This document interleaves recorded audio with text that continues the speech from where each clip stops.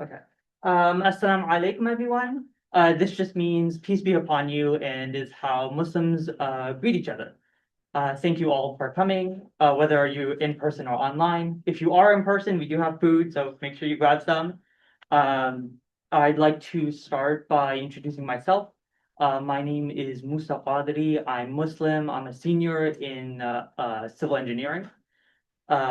And today I'm going to be facilitating the conversation between the panelists. Unfortunately, one of the panelists is running a little bit late, but they should be here very soon. This event I've been working on for since last semester, so about six months. And with the help of the APIDA Center, the Dean of Students, and Interfaith VT, we were able to, really make this happen. And it is during a multi-faith week, so there were a bunch of events, and this is just one of them.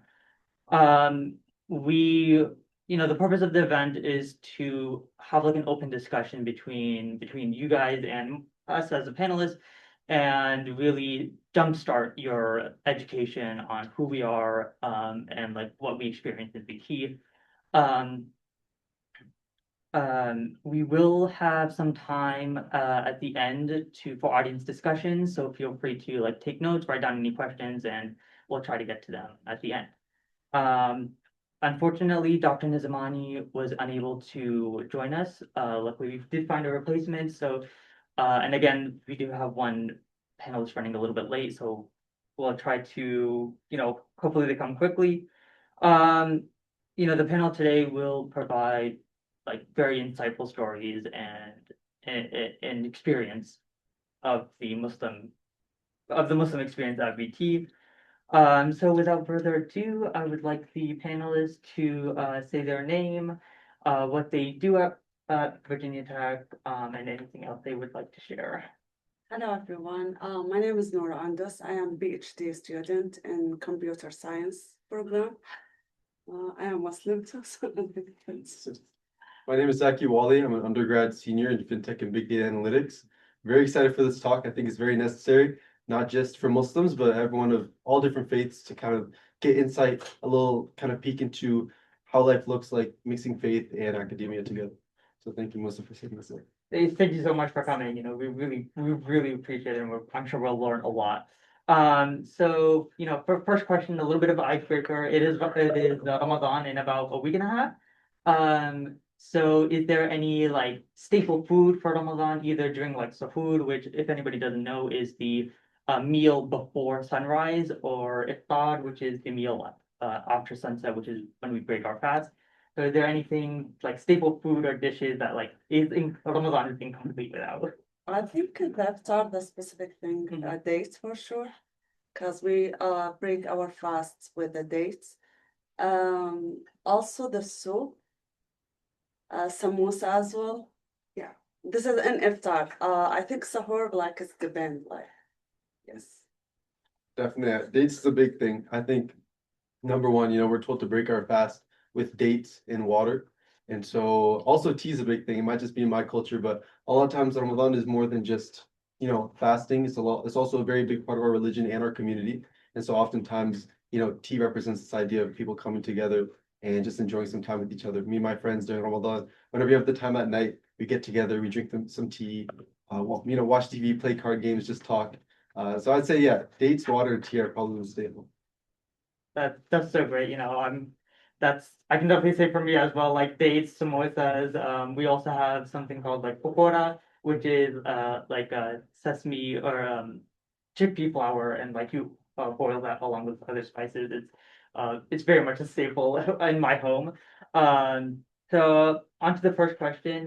Everybody's interaction with faith is very different, because their interpretation of how they follow like changes from person to person. So I want to ask, how does Islam influence how you move through your day and how you choose to interact with others? Okay, I think that's it's a really good question. How does it affect time? I think more than anything, a lot of people when they think about how faith affects their everyday life, a lot of times they think about the way it can restrict it. So, for example, we pray 5 times a day. And so people say, oh, doesn't that, take up all your time? How are you supposed to be ambitious? How are you supposed to get schoolwork done? But I think more than anything, it can actually be leveraged in a really good way, mixing like Islam or religion with everyday life. And I think the way that it shows up the most in my life is the intention I put behind my actions. So whether it's me, going to classes, whether it's me working on a project of mine, whether it's me going to the gym, going for a run, always having the intention there of mixing it with my religion. What am I doing this for? Who am I doing this for? Right? I'm grateful for this body that I've been given, so I'm taking care of it. I'm grateful for this position I'm in, going to a great university that, I'm really reaping all the fruits of this opportunity. And so having that kind of intention behind all my actions is probably the biggest way it shows up in my everyday life, beyond just the simple practices I do, such as praying or reading Quran. As you say, the intention is like the foundation of the worship. So if you like your intention like to do like the prayer, even it's like some people say how you do like kind of like 5 prayers per day. But like if your intention is good, like Allah make it easier like to do these things and yeah. Yeah, she brings up a really good point. Sorry for Yeah, it's interrupting. okay. That's a really good point. The idea that, intention serves kind of like the cornerstone of everything. And I think that's something that people, would help, in understanding of our religion is that, although we have our set of rules, the majority of the Quran is, not about, specific rules. It's not about, stating specific things. It's about, showing his beauty through stories and articles. And intentions behind it all. So if you can incorporate that same sort of intention to your everyday life, that's the best way to bring Islam into your life in general. Assalamu alaikum. This is Abdullah Azilio.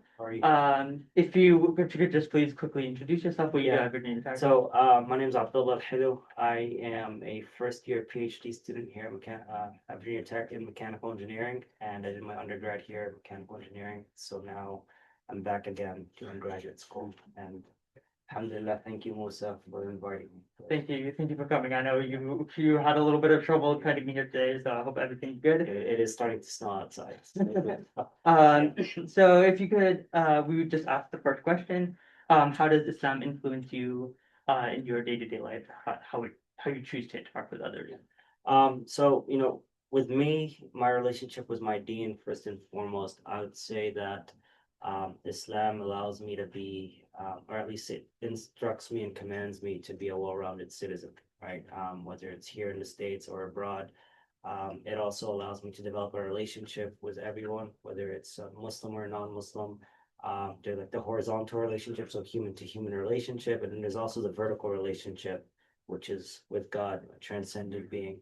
And it's brought me a lot of solace. It's brought me a lot of peace, knowing that, God is there. And also it allows me to be someone that, respects other people despite their differences and, kind of just maintain that balance in my life. Thank you. Yeah, I mean, you guys touched on like quite a bit of stuff, like Dean and for those of you who don't know what Dean means, it's just like faith, another word for faith, and like the relationship with God and how it influences how you influences how you interact with others and like move through your day. You guys like mentioned like the idea, the outside perspective of how like Islam is restrictive or something, and how what are some of the obstacles that you've had to face here at Virginia Tech? Just like whether that be like praying 5 times a day or like how people interact with you, like what are some of the things that you've had to overcome? I think I haven't like faced like a obstacle or challenge like being Muslim, and even like if I wore the bandi or hat or whatever, like even the professor were like so supportive, like even in the classes there, like when I started like join the Virginia Tech, it was like during Ramadan. So the professor like give us like a break, like during the classes, if this the time for the breakfast. So I think I didn't follow that either. Yeah, I'd say for me, one thing I want to touch on, which you mentioned, is that, Virginia Tech has done an amazing job at, being inclusive for all sorts of faith, including Islam. In this building alone, we have, a prayer area. In Newman right next by, we have another prayer area, which is really nice. I would say for me, here at Virginia Tech, I think, and this kind of touches on the last thing I mentioned about having intention behind my actions, is balancing, my ambitions in, school or in any project outside life I have with my religion. And I think that shows up, in a lot of ways, how I spend my time, right? The intention I put behind things. And I've been able to kind of mitigate it, any sort of inhibition towards my goals by just, adding the intention about what I'm doing it and mixing that with my faith. But here specifically at Virginia Tech, I would say one of the biggest challenges I've experienced is really being able to be around the right people. They say you're the combination of the 5 people you spend the most time with, and who we spend our time with directly affects us in every sense of life, including, our religion and our faith. Exactly. Exactly. Yeah. And so I have spent my time with people who weren't as close to faith, people who were very close to faith, and I've seen how that has had, a firsthand effect on me. And so it's kind of vulnerable at times. You know that the people you're spending time with have a direct effect on you, and it can be scary, right? And being able to be around the right people and know that they're the right people, know that it's not just a facade, and being able to sometimes, retain your own sense of values, right? You might not be always around people who are at the exact level of faith that you want to be at, but being able to, despite that, keep true to your values and keep practicing what you're practicing is probably one of the biggest things that have been a huge challenge for me throughout all my 4 years of high school, college. I will say that yes, as the panelists have said, that Virginia Tech has been very inclusive. Now I understand that was this whole DEI restriction and policy changes. There have been some hurdles, like for example, as Virginia Tech has started to expand more to like build other buildings more on the academic side. The prayer spaces that we have are Squires, which is here on the second floor, and then we have Newman, and I think we also have one at Kojo, right? Yeah. And then there's also like a shared space somewhere in War Memorial where like people can go and use if they'd like. However, those are very like more closer to the dormitories, right? So if you're a freshman on campus, if you live on campus, it's closer for you to go and access these spots. But if let's say you're off campus and let's say you have a couple of classes on the academic side, it's very hard to go all the way from Goodwin and then to come and walk all the way to Squires, even if the weather is good. It's a lot of time, right? And so one thing we are working at as a Muslim community is to try and, probably establish an interfaith kind of space somewhere on the academic side, closer to Goodwin, closer to DDS, so it's easier for Muslims and even people of other faiths to go and, do their prayers and practice their faith. Another thing I will say that given that Virginia Tech is a worldly renowned school, not just in the world, but even nationally, one thing I'd say many Muslims, I would say, face is that they're constantly telling people who they are not rather than telling people who they are. So, for example, when people do things in the name of Islam that have nothing to do with Islam, that is antithetical to the teachings of the Prophet, peace and blessings be upon him, you'll get called, are you a terrorist, or what do you think about this, or like how do you view this, or how do you square this?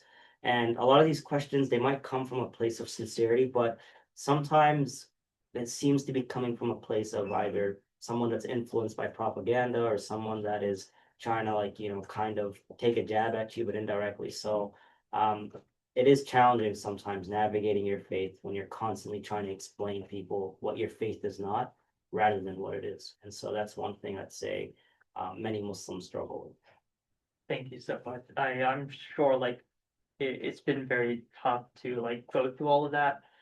And like in like having to constantly explain and like having to like find these spaces to pray and to practice. Um, do you guys ever feel, or have you ever felt like your connection to Islam waver? And like, what did you do to like reignite that connection, or what advice would you have to some Muslims who are struggling with their faith? So it's not a connection with the Islam. Sometimes I found myself like it's hard to do like the worship or good deeds, And I always I think the most important to ask the God and the pray. And there's our prophet, there's a specific dua he always, which is, peace be upon him. changer of hearts, strength our heart upon your religion. So it's mean like our hearts has changed like every time. So yeah, I think this is the most important dua. Yeah, for me, I think, you know, I wouldn't say anything specifically wavering my religion or, my practice of my religion. But I definitely say, here in Blacksburg and in this community, in this environment, there were times that, it has been harder to do things, just like you mentioned. Interestingly enough, one time last year, me and Abdullah, we were at the gym and I was telling him, I was, talking to him, I was saying, is it easier for you to practice your religion here at Virginia Tech? He said, yeah, it really is. And I told him, for me, recently I've been feeling, very like weak in that regard. It hasn't been easy. And what I've noticed is that when I'm back at home around a familiar environment with my family, with my community, it's very easy to practice my religion. And when I first came to tech and I noticed, it can be hard to practice sometimes, right? When I'm in DDS, just like Abdullah mentioned, and I have nowhere to pray, it's hard to find somewhere. It's hard when all my friends are, doing all these activities and things to stay behind and to, choose my religion first. But what I realized after time is that one of the biggest things in Islam is that, this world is just a test, right? We're not, this world's, purpose in our deen, in our religion is not, it's not the end, right? This isn't the time where you're supposed to, enthrall yourself in all of, the pleasures, right? This is the test. And that comes, once I identified that as a form of a test towards me, I realized, I need to leverage this. I need to make sure that, I can take this hardship that comes up my way, this wavering towards my religion and be able to become stronger. Yeah, I agree with all of them. I will say that, given that we're living in a time and place, especially like Blacksburg, I'm from Northern Virginia, Arlington, right? So there's a lot more mosques there, a lot more different diverse people, many different types of Muslims. You have the Asian Muslim, African Muslims, European Muslims. So like it's easy to kind of find your clique. It's easy to get along with people and mash with them. But here in Blacksburg, it's 4 hours away, which is kind of far. And at the same time, there's not as many mosques, smaller Muslim community. And overwhelming population around you is either, ignorant of Islam or like doesn't necessarily know, a Muslim or anything like that. So it is very hard. And one thing I'll say is that, to add on to Zaki's point as to why when he asked me that question when we were working out about is it easy to practice Islam, I saw it as an opportunity, right? I got together with a group of brothers here at the masjid and I was talking to them and I was like, hey, people don't know about us, right? People don't know about what Islam is. People have never even heard of what a Muslim is. And if they have, 9 times out of 10, it's something from like the media, right? And I was like, why don't we use this as an opportunity? We created something called Project Blacksburg, which me and Zach, we were a part of. And essentially it was an initiative to help, the needy people here in Blacksburg, whether it was Afghan refugees, whether it was students that needed school supplies for K through 12, or even just trying to, find a connection. And so we started opening our mosque and inviting these refugees. We started, doing community initiatives. And slowly and surely, we started noticing that many people were like, whoa, like I never knew there was a mosque here. I had a roommate a couple years ago and he was like, dude, where do you even go and pray? And I'm like, oh, well, there's a mosque down the street. He's like, what, there's a mosque here? Like I did not think there was a mosque here. And so I took him with me to the mosque. I gave him a tour of the mosque, and then that then transitioned to doing something called dawah, which is an invitation, right? So we pretty much every couple of Fridays, a group of brothers and sisters, we get together here on campus and we just share this message of Islam. We'll hand out Qur'ans. We will, answer commonly asked questions about Islam, like who is the Prophet Muhammad, who is God in Islam, and stuff like that allowed us to like feel comfortable in our own home, and it allowed us to also open our doors and build bridges with different communities that are Muslim and non-Muslim. Thank you so much. Yeah, I know it can definitely be hard to like practice, um, especially when you are not necessarily from here, from Blacksburg. People come from all over the place to study here at Virginia Tech. Um, were there ever instances where, you had questions about Islam? Like I know in like a lot of faiths, like questioning it is not very, let's look frowned upon. So when you guys did have questions, where did you go to like get those answers? And like, did you ever explore other faiths or other religions to like gain different perspectives on those issues? And feel free to anybody can answer. Anyone? I'll go ahead. You know, one thing that's, beautiful about Islam at its core is that, one of its many, I guess, virtues or kind of values it stands by is the idea of, not standing by a religion or a faith just because your forefathers did, not standing by a specific religion just because, oh, my dad practices. We have something, very, very special in that regard, I feel like. And, whenever, especially when I was younger, learning about Islam, I don't particularly come from a very, very practicing family. And so as I built my own, journey towards my faith, naturally a lot of questions came up. And so first off, it felt really good knowing that these questions are natural and it's not something that I should feel ashamed of, not something I should, guilt trip myself for. But whenever it did come, I always, consulted either a friend of mine that I knew was close to his or her faith, or even like, the leadership at the mosque, right? These people are very knowledgeable, a lot of scholars there, and always just coming to them, asking my questions and seeing how they treat it with compassion. When I first had my first set of questions, I'll never forget. I was in Northern Virginia at the time. I went to one of the mosques there and I asked him, and I was very worried. Me coming to that mosque when I was just kind of starting my journey with Islam felt very vulnerable, felt very scary. I didn't know if I was about to be scolded because I had some questions. But seeing his response, seeing him sit me down and just have a very, very just like man to man, just normal like talk, it felt very comforting. And so as I continue, learning about Islam, I always have questions. I always have, things I want to discuss. And so being able to have a community behind me, I think is number one, the most important thing. Having that community is really what has allowed me to not only feel comfortable in, seeking those answers, but even in coming up with questions. I feel like if you don't have a viable, way to ask questions, naturally you'll stop, asking those questions altogether. And then when it comes to looking, into other religions, I've always been very interested in, the idea of religions. Whenever I can over the summer, I'll take a religions class or I'll watch some videos on it. I think the idea of religion is very beautiful. It kind of shares some insights into culture, into sociology, into, how we personally operate as humans. And, how I personally look at it is I haven't particularly looked into other religions, but what I do a lot of times is that when I have a specific question, I look into how other religions perceive it. And whenever I do that, it gives me a better understanding about how these religions work. But it does give me a deeper love for my own religion because I understand how its take matches with my personal values more. I know I will say that with regards to questioning, I think the beauty about the Islamic tradition, and obviously I can't speak for other religions, and there are some Muslims today, unfortunately, where if they do have a question, they go and ask, and sometimes they're either shut down or they're told, "Hey, you can't be entertaining this type of question. Like, what are you doing? Are you crazy?" And that's common across the board, right? This does not just apply to religion or to Islam specifically. And one thing, if you were to read the Quran and interact with the Quran, it makes it very clear that faith requires conviction, right?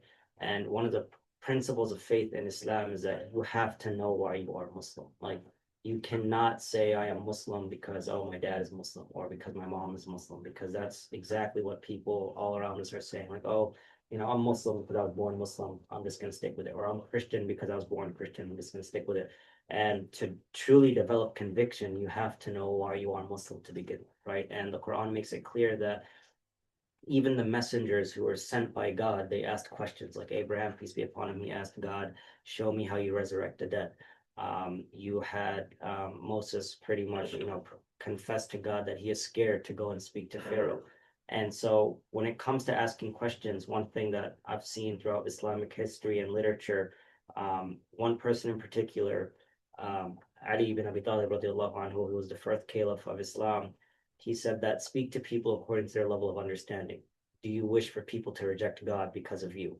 And that quote really stuck with me because there were times when I was in college where I didn't know how to maneuver. I was constantly not necessarily questioning my faith because I doubted it, but more of like, how do I practice my faith? How do I be 100% Muslim, but also not seem fake or double-sided to another friend who's not Muslim that's partaking in activities that I know my faith does not condone?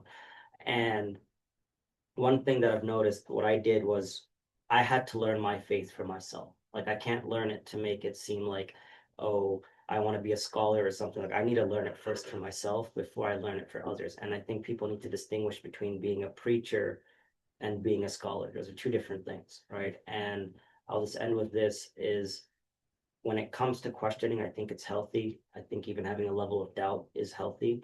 And it's always important to have a moment of introspection with yourself so that, you make sure you're going on the right direction. Because when you're headed on a journey, you need to make sure you're headed on the right direction rather than how fast you're going. So those are just a couple of things that I did to help with my level of faith. So yeah, that's very insightful. I know I personally had many questions uh where it would be maybe like just shut down, and but like I would still have those questions, and like they wouldn't just disappear just because they were shut down. You guys mentioned like finding that community and like being around like certain like groups of people, like who do you want to interact with? How did you all find like Muslim community in Virginia Tech? And like was it difficult? Were you like immediately when you came here you were just immediately able to find it, or like how were you able to find it? I remember when I joined Virginia Tech, I had a class and there's like people that I noticed they are Muslims, so I just start chatting with them, and they told me there's like a iftar. Can you like it was Ramadan as I said, so they asked me to join them. So that's the easiest way to find the They're right in the classroom. Yes, exactly. It's actually funny because that's a very similar way where I kind of found the Muslim community.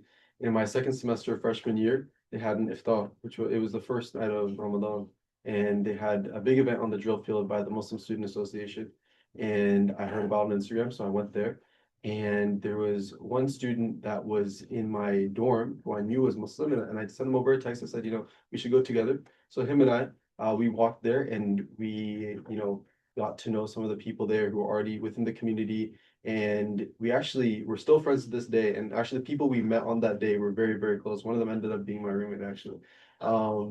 So it was very interesting at first, just because I was surprised, even looking back at it now, that I hadn't found the community sooner. It may have been just because I wasn't actively looking for it, but I'm very blessed to have found it. It's a very, supportive group of people.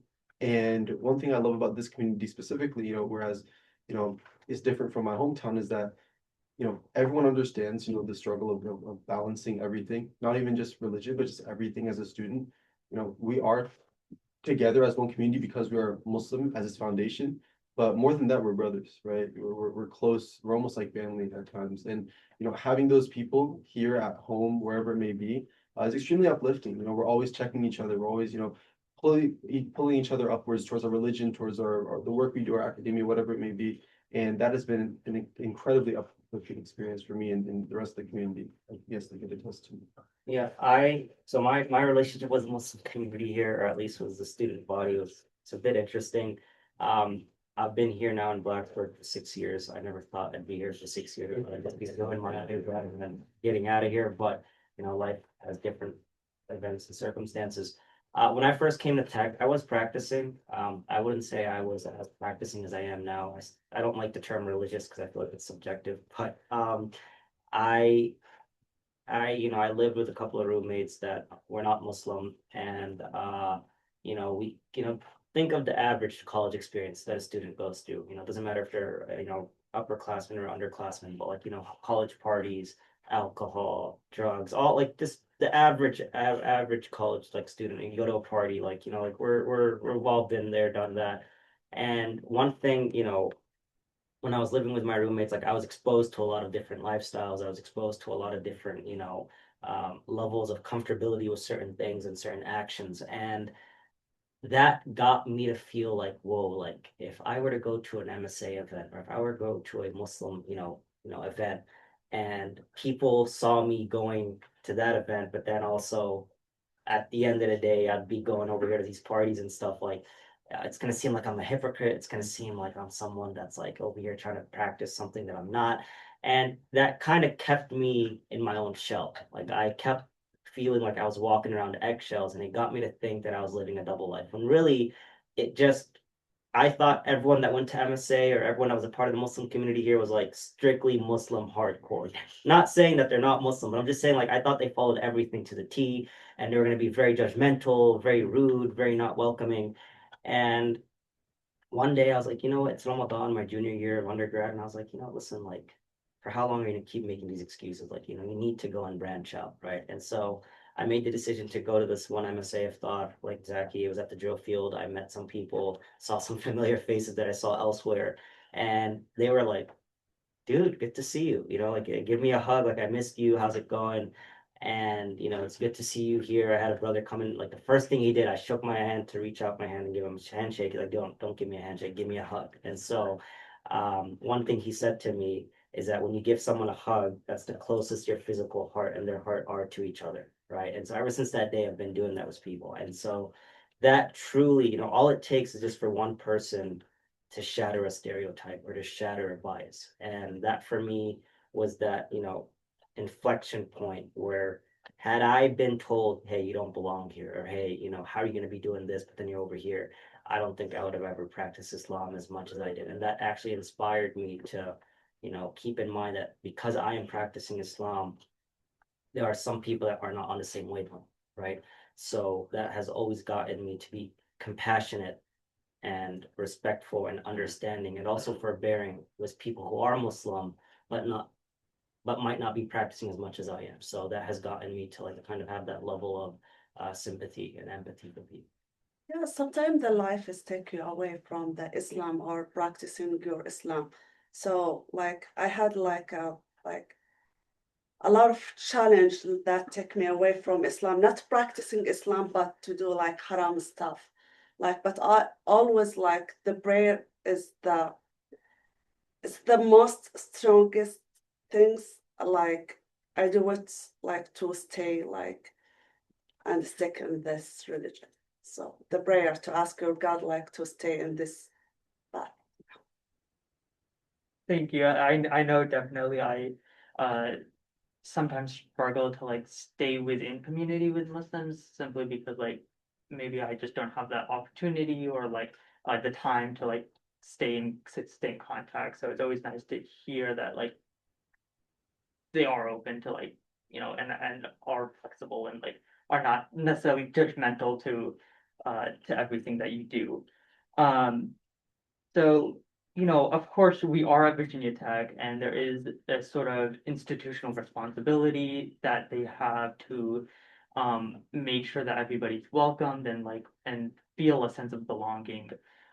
Is there anything that you feel that Virginia Tech has done incredibly well in supporting the Muslim community or like fall short? And yeah. I know this is Muslim, but being Muslim, I can't shy away from speaking about the Palestinian cause.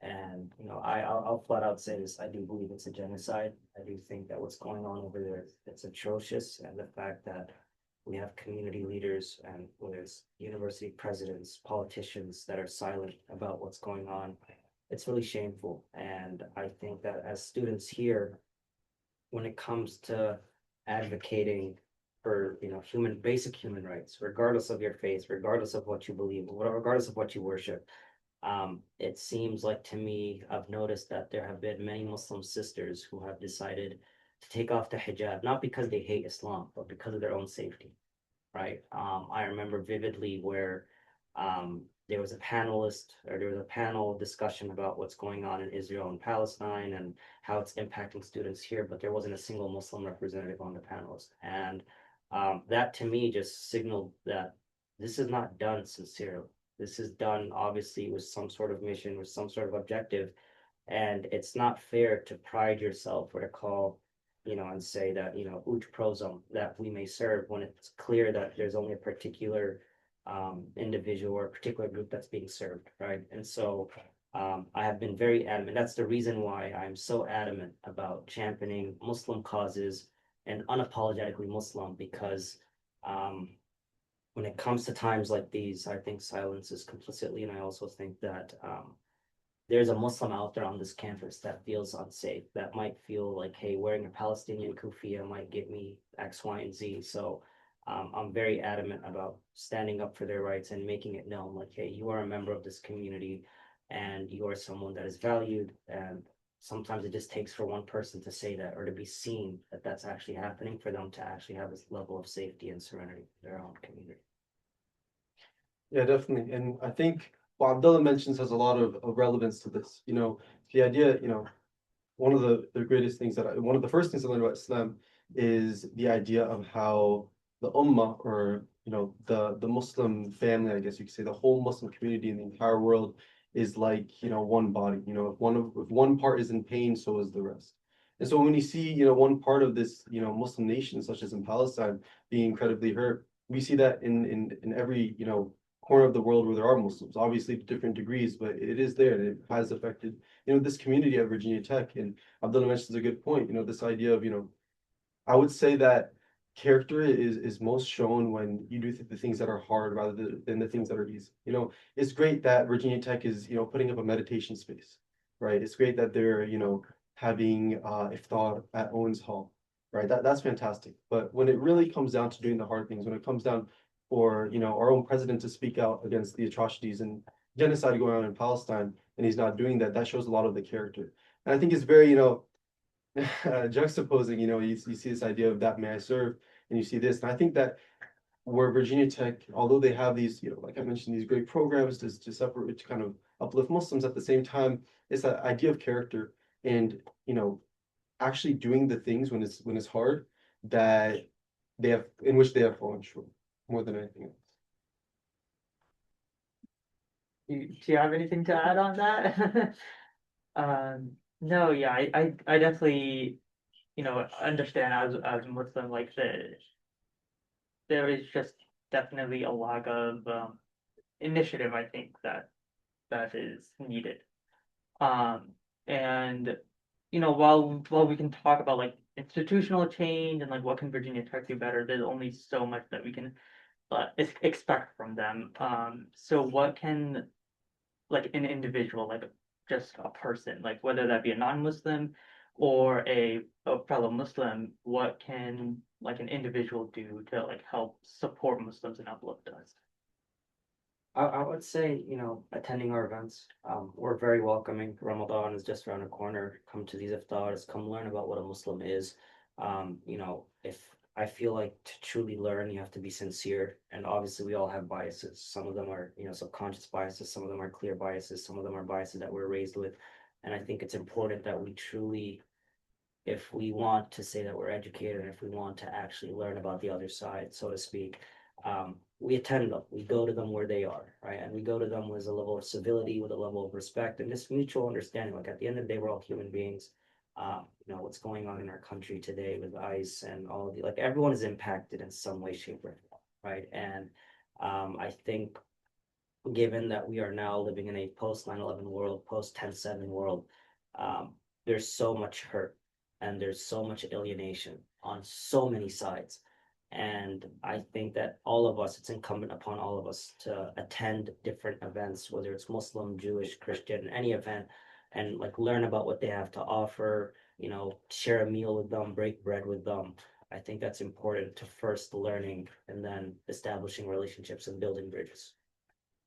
Definitely. I mean, Abdullah said it best, being able to, you said it best, break bread with, people of other faiths, of other religions, not just only with Islam, but as you mentioned, with other religions, going to their events, becoming part of those communities, learning more about it, breaking those stigmas or biases that you may have in your head, also is the best way to get yourself involved in those communities, in those spaces. I think, it's great what you're doing for those communities, but more than anything, it's great what you're doing for yourself. You're breaking down these stereotypes or false narratives that you have built or society has built in your head. I think that's one of the greatest things you can do for yourself, especially now that we live in such a polarized and diverse world. Definitely, definitely. Uh, that's yeah. I think there is that like I mean Islam is like that level of intention. You have to be sincere. You have to be genuine in your want to support and learn about really anything that you want to interact with. Um, um, with like the Ramadan coming very soon, uh, a lot of students it might be their first time fasting away from home. And that can be incredibly scary, whether because they might not have the same community to help support them. Um, do you have any like resources that you know of or advice that you'd like to give them to help just make it that little bit easier? Yeah, I'd say fasting, going through my first Ramadan, my freshman year was a very interesting experience. Really because leading up to it, as I mentioned, I didn't have a community there. I only met my community during Ramadan. And it was interesting because it was a scary time because you're so familiar. You know, Ramadan is a very, very big event for us Muslims. And it's all centered around not only our religion, but our community. And when you take that community out of the picture, you feel like you're missing a part of something that's so, you know, true to you, so important, and such an important event and month. And what was great for me is, and what provided me a sense of comfort during that time and fulfillment was really being involved with the community. I'd say, you know, the MSA, the Muslim Student Association, you know, whether you're Muslim or a non-Muslim, you know, going there and, you know, getting to know more about the community. And if you're a Muslim, practicing, you know, going through Ramadan with them, finding your own group of friends in the space, you know, engaging yourself in events like this, you know, learning more about it. And if you are a Muslim who's fasting during Ramadan, really just putting yourself in those communities and going to the mosque as well. You know, we have great events going on. Tarawih is basically a prayer that we do, a set of prayers that we do after iftar, which is when we break our fast. And it's a great time because not only do we pray there, but we also, you know, have our community there. It's a great time to spend time with them. And I would say just being involved in the community is the best thing you can do for yourself as a Muslim coming new year, freshman year, if you're a transfer student and you just want to, you know, experience the fulfillment of Ramadan. Yeah, I think that surrounding yourself with the Muslim, give you courage, like to do even like the charity stuff, we used to do back home in my country, that we used to deliver a food or whatever, like for the people who fasting. So I think, and like organize your like a tough task after, like I am the person, I can't work like tough task without drink coffee. So I always organize my schedule to start like the tough task like after like break my fast. So I think drink plenty of water and eat sahur. This is the most important. Yeah. Yeah, the masjid here actually offers iftar for all Muslims and all people that come and attend. It's every single day. There is a community iftar, pretty much a dinner where members of the community, Muslim or not, they come and eat. So many students actually go to that. That's where I made a lot of my friends. I still speak with them today. And just the fact that our mosque, you know, provides us with that resource and that opportunity, it allows for community to strengthen. It also allows for people to build relationships. Another thing is I know that it's hard given that there are some people that are probably fasting for the first time, some people that are probably fasting for the first time away from their family. There's even people that might be fasting and there might be one less person at the dinner table because they may have passed away. So it is very challenging. However, I think it's important that, specifically for the Muslims here, the Muslims listening, or even for the non-Muslims here, like just try to be a little bit accommodating, a little bit understanding, because mind you, you're not eating from dawn up until sunset, right? So if you happen to notice a Muslim kind of being agitated or just a little bit annoyed, just give him the benefit of the doubt. Be like, okay, I get it. Never tolerate disrespect, but still, like, you know, it's like, all right, got it. It's fine. I understand. And just being patient and forbearing. And then for those of you guys that don't know, if you'd like, the masjid offers a lot of resources, whether it's a Ramadan basket. I know the MSA is making a Ramadan basket where they put dates, they put an English translation of the Quran, a prayer bead, and some prayer mats for students that might not have it, and they have that. Another thing that the MSA has been doing, that we've been doing, is ensuring that the dining halls are opened a little bit later than their typical hours so that people can have time to go and either get a pre-dawn meal or to get a breakfast meal. And so we have a lot of things in place, and also with BT Transit, because we do pray long hours into the night, allowing that shuttle or allowing the carpooling system to be organized in a way that many students who might want to go to the mosque, it's right here at Squires, take it and then get to the mosque in a timely, efficient manner. So there's been a lot of stuff done. And if you follow us, whether it's MSA, AMB on Instagram, there's always, you know, a list of what's going on, where you can get help, where you can get resources for any student that might need it. Definitely. I'm sure like those resources will definitely help so many people. And like of course, like even if you're non-Muslim, you can definitely give those resources to your Muslim friends. Um, you know, both of you are like PhD students. So I'm sure like you guys have like a lot of workload and your seniors, like I'm sure like there's definitely a lot of academic stress on you. How do you navigate like practicing Islam and your academic work? I know you guys like mentioned like obviously there's like prayer areas, but like is there anything else like that like stresses like where you can't balance them out equally as much as you'd like to? I'll let the PhD people answer first. They got more stress on that, so. You can go. You can. Okay. So I give this advice to everyone, whether undergrad, graduate, medical doctor, whatever it is. Obviously academics is challenging and balancing time, just well-being is very hard work-life balance. I structure my days around the prayer. So as Muslims, we pray 5 times a day, one at like 5:30, 6:30 in the morning, and then one at like 12, 1 p.m. And then we have another one at like 4, 5 p.m. And then we have another one at like 6, and then the last one like around 7 or 8. So obviously it changes with the seasons and all that. So what I do is, and I tell every single Muslim this, regardless of their academic level, is when you're scheduling your classes on Hooky Spa and all of that, make sure that your classes don't override any of the prayers, right? So you can like pray in peace. You don't need to pray in a rush.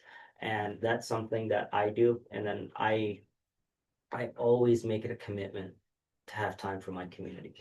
It's a must. I understand that I'm a PhD student. Obviously, my research is my #1 priority, but I feel like I would be doing a disservice if I'm not spending time with my community or at least helping them with the causes that they want to work on. So I structure my day around the prayers and I make time for my community. I check in on them for members of the community, see what they need help with to try and alleviate their stresses and their worries, and also just making an effort to balance my time. Just structuring your day around the prayers sets everything, sets the foundation. I think also the Islam is like easy, like it's give you like an option, like when you have to like pray when you're like in a trip or whatever, like you have to option to like combine two of the prayer. So sometimes I found like myself I couldn't pray like and whatever like I am. So I think maybe I combine like two prayer at home, like this is like the option that the Islam is give to us. And also like the I think the Islam it's helped me like to be PhD student. Like the Allah has helped me to and put me in this position. Everything I am like here right now, it was answer of my prayer. So like the Islam is the religion is my first priority. So that's I think one thing about college is not only can it be very busy, but every day can be very different. At least for undergrad, whether it's friends making spontaneous ideas, classes being different, there's certain events going on. Every single day can be different. And I found out quickly, early on when I tried to really spend and allocate spontaneous time for my religion throughout the day. It's kind of it can be very sporadic in how often I'm able to actually spend that time intentionally towards my religion. And so what I ended up doing, and Abdullah kind of touched on it, is this idea of having structured time before I start the day on when I'm going to set aside time so I can focus on my faith, whether that's prayer, reflection, Quran, whatever it may be. What I typically do is that the night before I usually plan out my day, and I kind of set aside 3 periods. The first one is early in the morning. I set some time to visit the mosque, the masjid. And basically, what I do is that, I always want to go to the masjid throughout the day, but like I mentioned, life is busy, so you won't have that. I usually go for the morning prayer, around 6 a.m. And that just gives me time to have the rest of my day and not have to, worry about, oh, will I go to the mosque? The second one is to have some time for myself to pray, to structure that time for myself. As Abdullah mentioned, whenever I have that time, I have that, those little blocks of times within my schedule. And I'd say the last thing is at the very end of the day. Like I said, I don't want, most of those commitments to be throughout the day where everything can just be, changing every single day. I'd say I set some time at the end of the day to have some form of reflection.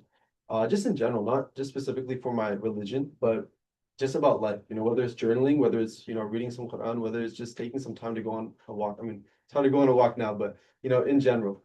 And I think by scheduling it and blocking it that way, I have really seen a lot of success because I'm able to have a strict schedule for when I take time for and put it aside for my faith, but not have it changing every single day until I say, you know what, I'll just do this another time, and then it just stops becoming a thing I do. Definitely. Did you want to say anything? Yeah, I want to mention that even like the adkar, it's the morning and the evening adkar, it's like we do like recite some of du'as like in the morning and the evening. So this is like had a lot of influence in me. Like I feel like protect from my God. I feel everything like get easier. Like even I have like a lot of to do. Like I finish it in like an easy way. Like so, yeah. Definitely. I know that I've personally like tried like scheduling it, but like a lot of the time it just doesn't work out because of the requirements to graduate, and like it definitely uh can get very difficult. Is Have you had like professors or that like help accommodate those times and like allow you to practice, like take breaks to pray? Yeah, so I remember one Ramadan, I had a final, and my professor, I let him know a couple of days in advance. I'm like, hey, listen, like this final's falling under the time that I have to break my fast. And he was like, that's fine. Like, how about after you're done breaking your fast, come and take the final. So he said you could either take it after, like, when Ramadan is done, but that was like in the middle of Ramadan. And I didn't want to like have to stress about when am I going to plan it. And then you have Eid coming up, and it was just a lot to think about. So I appreciated him giving me like, time. He's like, listen, like once you feel ready, you have all until throughout the night to take this final, but just it needs to be within this certain time. Like I need to be present. So he allowed me to break my fast, take a couple of time, let the food digest and all that stuff. And then I took the exam. So he was accommodating in that sense. Also with assignments, many professors they extended it because I told them like throughout the night we're praying, we're worshiping. So they were able to extend the assignments. And one thing that I did appreciate was my professors, or at least not all of them, but some of them like were very fair. Like I remember there was an assignment that was due, it was a major assignment, and I kind of felt bad that it was extended for me, but not for the rest of the class. And so what I did what I told the professor, like, is it fine if the class also gets an extended? I don't think that's fair. And so the professor, like, you know what, for this couple of days of Ramadan, like I'll extend these assignments for everyone, right? So I guess the class has me to thank for that. But I do appreciate the professors being accommodating. That's I guess for me, I've definitely had some professors that have been very accommodating, very respectful. My freshman year, I guess what stands out, my freshman year, I had a physics professor, and she was extremely understanding, especially during Ramadan. I remember one time, sometimes it's even the small things, we had a midterm exam, and she was handing out like brownies, I think it was, to students, and it wasn't time to break my fast yet. And so she purposely skipped me. And after the exam was set so that basically near the end of the midterm, that was, Maghrib, which is time that we, iftar, where we break our fast. And I returned my exam, and to my surprise, she handed me like an extra brownie she had saved. So it can be those small things, but also, teachers understanding when you need to take time out of class to pray, teachers understanding where you need some things, assignments pushed around in this deadline because, of Ramadan or any religious, reasons. At the same time, I think I have had, teachers that haven't been the most understanding. Regardless of what it can be rooted out of, I definitely think that it should be something that every professor strives to reach this sense of understanding, not just for Muslims, right? For everyone, whether it's for religion or any other, form of value that student holds dear to them and may affect, how they go about their coursework or their time here at Virginia Tech. I think nonetheless, I when I have had those times where I've been appreciated and been respected for my religion, especially from faculty and teachers, it has been some of the most amazing experience that I've had at Virginia Tech that I will walk away remembering. Definitely. Um, I definitely like struggle like reaching out to professors and like having to ask because of that fear of like, oh, they might not want to accommodate me, or and I know that I'm sure that so many other students have the, oh, like you said, like only accommodating me rather than the whole class. can be very guilty, I think. Those were the questions that I have. I'd like to just give a round of applause to the panel. Thank you so much for like coming here and being executed. I'd like to now open to any audience questions. I believe in the if you're on Zoom, there is chat function. We do have someone monitoring. So any questions at all, whether that be, however, there are no dumb questions here. Whether that be like clarifying questions or really anything, feel free to ask. Yeah. I was wondering, does your bracelet have any significance? Oh, so this is called a sifha. I was actually gifted to it by someone dear to me in Sudan. So it's not necessarily a religious significance, it's just more of like, what our sister here mentioned about adkar, or doing remembrance of God. You could either use your your fingers to do it, or you can just use a prayer bead to just help you keep track. So let's say I'm remembering God through certain praises, through certain words and prayers. It's just to help me keep track numerically of where I'm at. And I carry it around me. Some people do, some people don't. It's just more of a preference thing. So and they come in many different shapes and sizes. There are some smaller than these, some thicker, some longer. So it all just depends on the person. But I personally just carry it around me just to make sure that I know that I'm doing that. Good question. There is someone online who had a question, so I'm just gonna read it because very grateful for the panel sharing their experiences. Such a thoughtful conversation. I was told many years ago that there aren't spaces at BT for Muslims who perhaps are less adherent to the faith but still identify as Muslim. I was told that perhaps that Muslim Student Association may be a great place for adherent and very devoted Muslims. Does the panel have any suggestions for other students in this situation? Also, does MSA seem currently to have more representation from any specific region of the world? Thank you. Yeah, so I was on board for MSA. I'm actually the regional representative for MSA National for all of Virginia. So I speak with a lot of MSAs, whether it's at VCU, UVA, VT. MSA, it's very diverse. I know that there's a stigma where like only religious Muslims go there, and that does carry some weight to it. But from my experience, again, this is anecdotal. I can't paint one brush for all MSAs. From my experience, the MSA here at Tech has been welcoming. It has been an MSA in which many people, of different wavelengths, whether Shia, Sunni, different within Muslim Islamic sects, they have came together, prayed together, breaking their fast together. So from my experience, it's been very welcoming. Obviously, now some people might have certain differences with like board policies or certain things, which is normal in all organizations. But for the most part, surprisingly too, is the Muslims that I have met that wanted nothing to do with MSA. They were still practicing, but they just didn't want that label on them. And, it started off as just like, okay, hi, bye type of thing. I'll pray with you. But then slowly and surely, we all just ended up merging, and like we're one big friend group. Like Zach, you could attest to this, and we're all like together. So I feel like the MSA at Tech has been accommodating and has been welcoming for many different types of Muslims, Shia, Sunni, practicing, non-practicing. Obviously, there's cliques, you'll find your own clique, but overall, it's been very welcoming and hospitable. And if I may add, in regards to like prayer spaces, like Abdullah mentioned, previously, there's a lot of prayer spaces in the residential side. It becomes a little bit more of a problem on the academic side, especially near, Goodwin, data decision science building.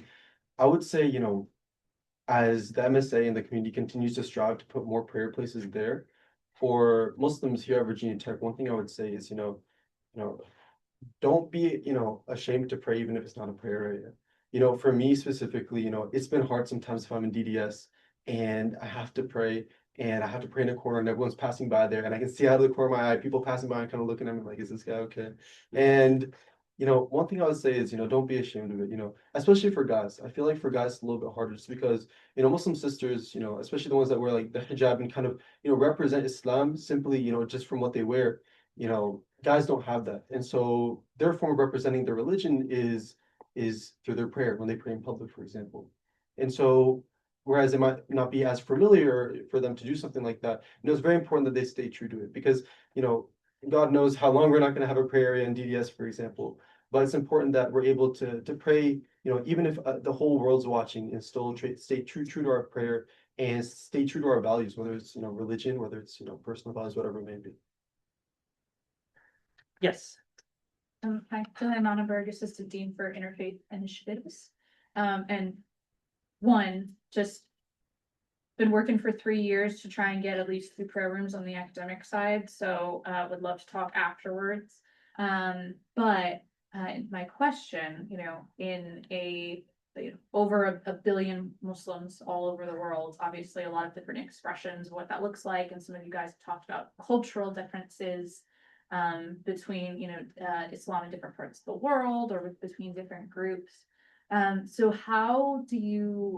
have you ever, when you're at Virginia Tech, felt like you kind of have to speak for all Muslims everywhere with people who don't have a lot of personal experience, like haven't met a whole lot of Muslims before, or hopefully that hasn't been yours?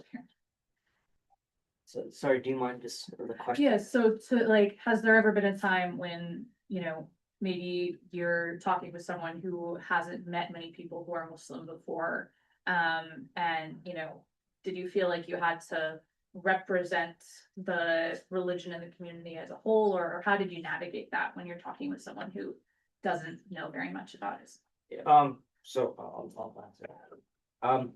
I do a lot of interfaith work, and I not at Tech, but just like in different spots throughout America, and I have obviously come across very rude individuals and people that obviously they might not be as kind. But for an example would be like post 10/7, right? There was tensions are very high. Everyone's labeling everyone this and that, and many Muslims got labeled anti-Semites. Many Muslims got labeled terrorists. Many Muslims got labeled terrorist sympathizers. And I think it's very important to make a distinguish that Arabs are Semites themselves, right? So how can you be anti yourself, right? So Arabs and Jews are both Semites. And another thing is that contextualizing why something may have happened does not necessarily mean you condone it happening. And there's been many times where like, oh, how do you answer this? Or what do you have to say for this? And what do you have to say for that? It's as if you're the spokesperson for the whole faith, right? And there's good actors in everything. There's good actors in American politics. There's good actors in Christianity. There's also bad actors, right? And I think we as Muslims, like all of us, do a very good job of letting it be known, like, hey, Islam and terrorism have nothing to do with each other. Just because someone does something in the name of Islam, it doesn't now mean that it's condoned and widely celebrated by Muslims. And I think this is going to be a never-ending battle. But as long as it's there, I think it's incumbent upon us Muslims to not shy away from our faith. And it also does require a lot of learning, a lot of rewiring of stereotypes that are in your head and things like that. But it is unfortunate that it does take place, but at the same time, again, I see it as an opportunity to, express my faith and let people know what Islam is and what it actually is now. Yeah, definitely. And just to add on top of that, I think, in any setting in which I'm at, that I'm expressing my religion as a whole, I think that's in a way me bearing the weight of representing Islam to everyone there, especially those people who aren't very familiar with the religion. And it can be a heavyweight at times. Everyone has their own personal perceptions on what Islam may be, whether it's, founded upon truth or upon their own biases in the media. And one thing Abdullah mentioned in the very beginning that I think kind of is relevant towards this is the idea that, a lot of Muslims in these communities in this day and age, they spend more time kind of showing who they're not rather than who they are. And I think when you bear that weight of, the entire religion around the world, on your shoulders, it can be very easy to kind of try to defend it. Hey, I'm not this. I'm not a terrorist. Or I'm not. And I think what's important is just understanding that it's important to not shy away from who you are. Right. That's the best way people can start to understand your religion. Right. Let them know what we practice. Let them know what we truly believe. Whether that's through your words or through your actions. Like when I mentioned the previous question, this idea of praying. When I'm in those public buildings and I'm praying, that's in a form that's me showing my religion to other people. And so when I do it in a way that in which whatever way I can, show myself having compassion, show myself having mercy, understanding, intention behind my actions, and love. I think that's the best way that I show who I am rather than trying to focus more on who I'm not.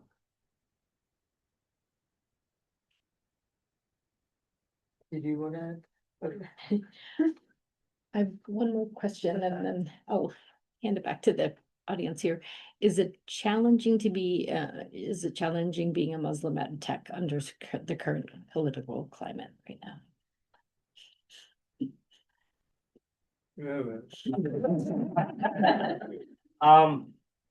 Look, I think it was challenging since a long time ago. I will say that if you look at Islamic history, there has never been a time where Muslims kind of like lived comfortably, aside from during the time of the Prophet and his four rightly guided caliphs, right? Ever since then, there's been a lot of chaos. I mean, with the Mongols, when they invaded Iraq and Syria, they decimated the Muslim population, but Islam was still there. If you look at during the 1990s, with Bosnia, and what happened was the Bosnians, a genocide over there. The Serbs and the Bosnians, the Bosnians were genocided against, and the Bosnians are still there practicing their Islam even more strongly, right? If you even look here, after 9/11, many Muslims hid, many Muslim men shaved their beards. Many Muslims were stopped at the airport. Hey, where are you going? Where are you coming from? Yet now New York is run by a proudly Muslim democratic socialist mayor, right? And I think that just goes to show that Muslims have always been here, they will always remain here, and that's not going to change. If you look at our the nation's founding, there were Muslims that contributed to the Revolutionary War, right? Just to name one person, Peter Buckminster, he was a Muslim slave who fought alongside the Union Army, and he fought against the British colonialist, and he ended up being promoted to the rank of colonel. And there were many Muslims. If you go to the Library of Congress, and you look at the dome of the Library of Congress, which was built in like the early 1800s, the religion of Islam is engraved on the Library of Congress at the dome. And surrounding it is the name of all the other civilizations that have positively impacted American, the trajectory of the America, right, of here in the United States. And in 1935, the Supreme Court mentioned Prophet Muhammad and Sultan Suleiman, who was the 10th Sultan of the Ottoman Empire, as one of the greatest lawgivers in the world. So there's many pundits in the media saying Sharia law this, Sharia law is barbaric, but here you have the Supreme Court saying, in 1935, by the way, when there was really not that many Muslims in America, saying that Muhammad, peace be upon him, was one of the greatest lawgivers in the world. So I think the problem is not necessarily the political climate. I think it's the fact that many Muslims themselves don't even know the history of their religion in this land. And it didn't start post the Immigration Act of 1965. It started even before the Revolutionary War, right, with African Americans coming here. And I think for Muslims in today's climate, what it requires is a little bit of resilience, even though it might be uncomfortable. And it also requires a little bit of education, and it requires, courageous leadership in the face of injustice and in the face of suppression. Because when you start normalizing that, then it ends up trickling down in future and later generations, where they end up looking at Islam more of like a label that can be erased and scratched off, rather than an identity that is ingrained within you in your heart. So sorry for the long answer, but I just figured it needed to be said. Thank you. I have a question. I think you mentioned when you came to Virginia Tech, it was unique because there was a bunch of different subcultures of Muslims that were kind of forced together because it was such a small, greater culture. There wasn't as many people. So what was that like integrating with other people who you weren't as used to, but still a part of your religion, still shared your faith? Yeah, one thing I appreciate about Islam, believe it or not, a fun fact is that majority of Muslims are actually non-Arab speakers. So a lot of Muslims are from Indonesia and the subcontinent, which is not, Arabic is not the predominant language over there. So one thing that united all of us, and I think all of us could relate to this, he's from Afghanistan, Morocco, or Saudi, and one thing that all of us here have in common, even Brother Musa, is that we all love our Prophet, peace be upon him. right? And our prophet in the Quran, he was sent as a mercy to all of mankind, right? And he even said that there's no difference between an Arab and a non-Arab except in good character. Something similar to what Martin Luther King said, right? And knowing that our connecting factor here, despite being from different parts of the world, different parts of the Muslim world, knowing that we all go back to the Prophet, peace be upon him, and that we love and respect him, and we try our best in our own daily lives to carry out what he said, unites our hearts and brings us together, along with our shared struggles. I'd love to hear from you guys as well, if you have anything to add on that. I mean, yeah, I think Abdullah really mentioned like everything as a whole, where we come from at kind of like the nexus of our deen being, our Prophet Muhammad, peace be upon him, and just having that just a shared religion and understanding of our religion as a whole is what really brings us together. I think, one thing Abdullah mentioned is that, there's a lot of Muslims all over the globe. And what I find so beautiful about it is that there's always, in any kind of aspect of our religion, a sense of unification. One of the greatest examples is through our prayer. We all pray in Arabic. We all have the exact same things we say, the same movements. And the most beautiful thing, for example, I went to, Turkey a few summers ago. I've never been to Turkey before. I don't speak a single, word of Turkish. But when I went to their mosque, everything was exactly the same as the mosque here, or the mosque, back at home. And I think that's a great exemplification of just like, the focus on unification in Islam, whether it's in your prayer, whether it's in, your values, and I think that's why it's so easy that when you, like you mentioned, you have so many subgroups of people that seem disconnected on every sense other than their religion, why at the end of the day, they're so, open to come together for the sake of their religion and become brothers or become sisters. Yeah, I definitely, there is that sense of like unification of like, we all have like the one goal. And like even like going to like each other's houses, we all have like a prayer space, right? That's really important. And like it is that sense of like we are all striving towards a single goal. Like we all know where our values lie and we're all working towards the same thing.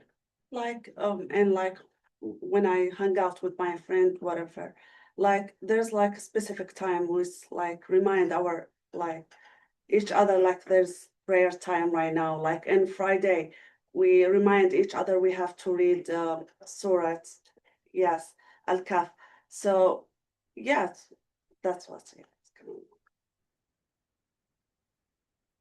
Any other questions? There's one more Okay. question. For sure. Yeah. Can I? Sorry. Yeah, go first, go. I wanted to ask like how you guys deal with certain cultural norms that are common in Muslim communities that are kind of harmful and don't actually align with the teachings of Islam, but they're enforced in the name of Islam. How do you deal with that in your personal lives? And like, how do you think people should deal with that when they're like not in a position of power to change it by themselves?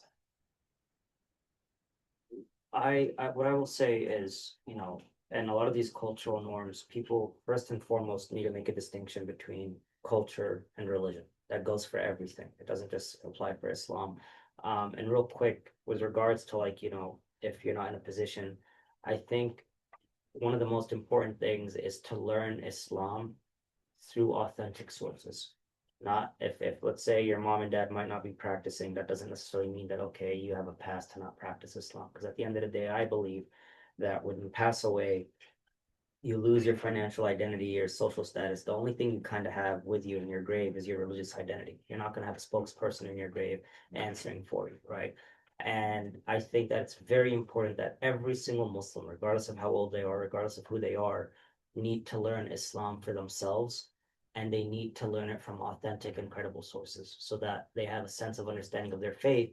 And at the same time, they're not fazed by what culture says, by what people say. Now, that doesn't mean to be disrespectful with people who disagree with you or to like disregard your culture. It just means to just, once you kind of are like grounded in your faith, then you can kind of develop that layer of thick skin where like, okay, I get it, grandma, fine. The culture says this. Like you'll be respectful with her, but that doesn't necessarily mean that you'll compromise on your belief. It just means that you see the point where she's coming from, But given that you are grounded and that came from you, that came from your own research, from your own hard work and doing, you'll still be able to establish that relationship with your grandma, but at the same time, you'll kind of give her the benefit of the doubt, like, okay, I get it. This is her culture. This is how she grew up. But this is what the religion practices. This is what the religion actually says, and this is what I should go by. And as you grow older, as more experiences occur, you'll start to be able to navigate that. I feel like in a very, very dignified way, so that you're not hurting anyone's feelings or being culturally inappropriate, so to speak. Yeah, I do have to say that it is almost time for the Friday prayer at Yes. 1:30, so I just. So we'll take that one last question if it's not too long. Yes, Okay. it's says basically, does it ever feel heavy carrying the identity of a Muslim? Do you think life would be easier if you hid that part of you? Sure, you go ahead first. Okay, I'll go while you guys are thinking. I definitely think that there is a sense of like hiding away that like I'm sure a lot of Muslims do experience. For for me personally, I'm a guy, so I'm not as visible in my practicing of the religion because what I wear is not necessarily the most traditionally Muslim thing. So there definitely is I wouldn't say that I don't have that sense of like, oh, I'm not pressured to like hide away, but like definitely I do feel very visible when I pray in public spaces, that like sense of like, oh, I'm not supposed to be doing this. Um and like that is something that like I'm still like working to like get over, because like that is part of my religion. That is what I should practice, and it's not something to be shameful of. Yeah, I think one thing, kind of touched back on it earlier, is this idea about how Muslims perceive the idea of being tested in this world. Now, when it comes to religion, yes, there are times where you experience, interactions with people who aren't the most understanding. Yes, there are times where, it would technically be easier to hide your religion, to hide Islam. But how I see it and how a lot of Muslims see it is that that's part of being a Muslim, right? Being a Muslim isn't just praying. Being a Muslim isn't just reading Quran. Being a Muslim means going through those times. Being a Muslim means keeping your head high when you're pushed down. And it's through those moments where you get tested. Muslims see tests as a mercy from God, an opportunity to not only better yourself, but add more blessings into your life.